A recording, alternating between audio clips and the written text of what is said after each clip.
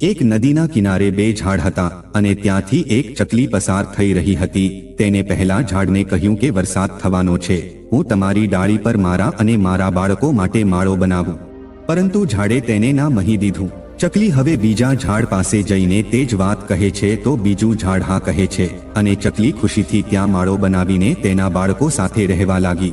એક દિવસ ખૂબ જ જોરથી વરસાદ થવા લાગ્યો અને પેલું પહેલું ઝાડ મૂળમાંથી ઉખડીને પાણીમાં વહી ગયું।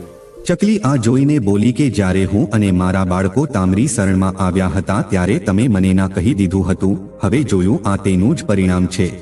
ઝાડે હસીને જવાબ આપ્યો કે હું જાણતો હતો કે મારા મૂળ કમજોર છે અને હું આ વરસાદમાં નથી ટકી શકવાનો અને હું તમારી અને તારા બાળકોના જીવને જોખમમાં મૂકવા નતો માંગતો। ના કહેવા બદલ મને ક્ષમા કરો। આવું કહીને ઝાડ પાણીમાં વહી ગયું। મિત્રો, કોઈના અહંકારને તેની કઠોરતા ના સમજશો। શું ખબર કે તે